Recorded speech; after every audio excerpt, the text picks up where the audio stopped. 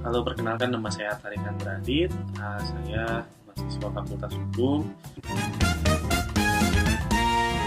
dan NIM akhir 383. Hari ini saya akan menjelaskan hegemoni dalam kekuasaan dan kontrol negara dalam suatu masyarakat adat. Gitu. Dan hari ini kita bakal lihatnya dari perspektif hukum dan kebijakan. Nah, sebelum dimulai lebih dalam, kita sebelumnya harus mengetahui dulu masyarakat adat itu apa. Jadi, masyarakat adat itu adalah suatu masyarakat yang masih menganut unsur-unsur budaya yang kental gitu. Jadi, masyarakat ini itu masih menggunakan sistem-sistem yang diturunkan dari leluhur gitu. Jadi, dia ini kurang mengenal dengan yang namanya hukum modern atau hukum-hukum yang ada di negara ini. Mereka menggunakan hukum adat. Nah, hukum adat ini jenisnya banyak sekali karena tiap adat pun berbeda-beda. Jadi hari ini kita akan membahas itu. Hegemoni itu apa sih? Hegemoni. Hegemoni menurut saya itu suatu dominasi kekuasaan gitu. Dominasi kekuasaan suatu kelompok. Nah, suatu kelompok ini kan bisa artinya besar gitu ya, bisa juga suatu negara atau bisa juga suatu kelompok masyarakat atau juga bisa suatu adat gitu. Sedangkan di sini saya menurut Gramsci, hegemoni adalah menguasai suatu kelompok dengan kepemimpinan moral dan intelektual secara konsensual gitu. Jadi menurut Gramsci ini hegemoni ini harus disetujui oleh rakyat-rakyatnya. Jadi kelompok ini harus setuju bahwa saya akan didominasi atau dipimpin gitu. Jadi hegemoni itu kondisi di mana pihak yang memimpin membuat dominasi terhadap pihak yang lebih lemah atau bukan lebih lemah juga atau inferior atau setuju untuk dipimpin lah. Kita lanjut, berikutnya hubungan hegemoni ini dengan kekuasaan negara itu apa ya? Jadi kekuasaan negara itu sangat berkaitan dengan yang namanya hegemoni ini, karena hegemoni merupakan salah satu cara pemerintah atau orang yang memiliki otoritas di negara ini untuk mengatur rakyat-rakyatnya gitu, atau untuk melancarkan kegiatan pemerintah baik secara norma-norma atau dari undang-undang gitu ya. Nah, kekuasaan negara terjadi karena ada suatu kekuatan lebih besar dimiliki oleh pemerintah suatu negara. Jadi di sini kan udah jelas pemerintah memiliki semua kekuatan dalam kemasyarakatan untuk mengatur masyarakat. Jadi pemerintah memiliki power untuk mengatur masyarakat dengan cara undang-undang dan juga surat-surat edaran atau apapun itu yang bersifat mengatur masyarakat gitu ya. Jadi sangat berkaitan erat dengan yang namanya kekuasaan negara. Jadi ahli tadi Antonio Gramsci itu juga mengatakan demikian. Jadi hegemoni merupakan cara di mana kelas yang berkuasa mempertahankan dominasinya, tidak hanya melalui kekuatan fisik atau paksaan, tetapi juga melalui kepemimpinan moral dan intelektual. Jadi kalau di modern ini saya rasa kekuatan fisik atau paksaan udah hampir tidak berlaku ya, mungkin secara tidak terlihat gitu ya, atau di balik layar. Cuman kalau secara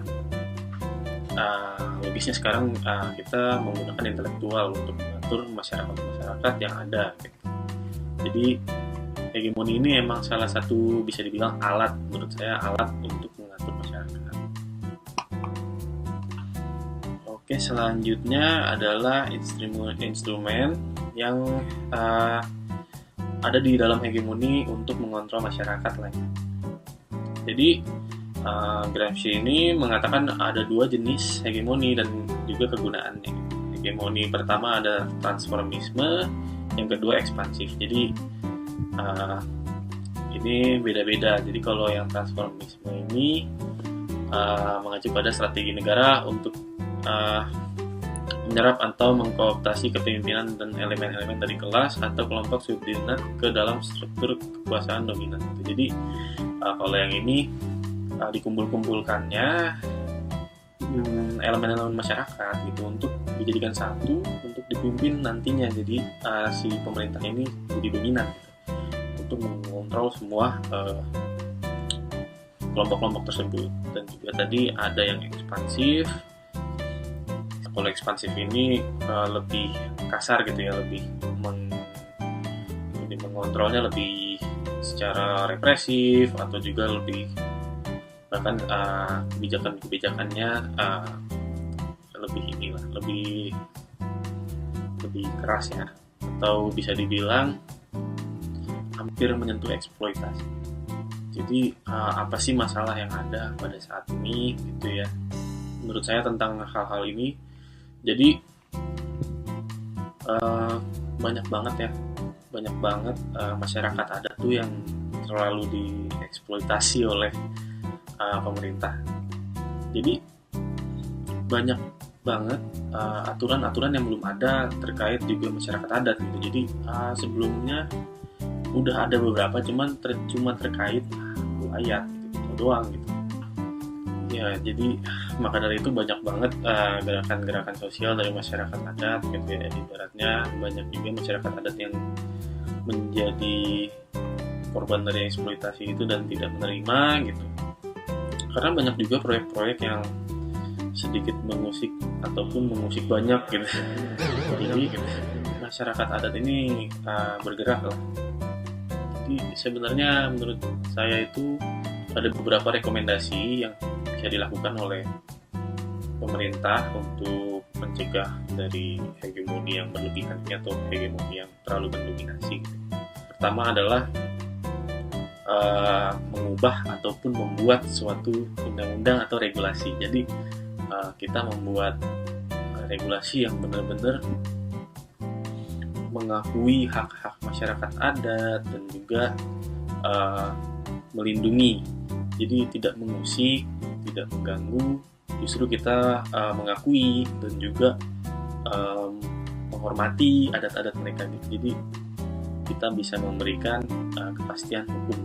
Yang kedua itu adalah perlu adanya kerjasama lah pemerintah, masyarakat adat, dan juga organisasi masyarakat untuk mengetahui batasan-batasan, ataupun kita juga bisa mengetahui hal-hal yang dilarang oleh mereka tapi tidak kita bagaimana gitu, untuk menghormati aturan mereka tanpa harus mengusik.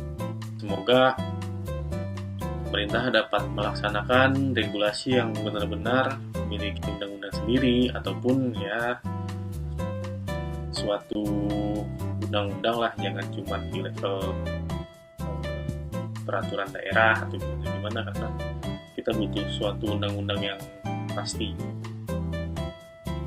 Jadi itu adalah rekomendasi dari saya. Terima kasih.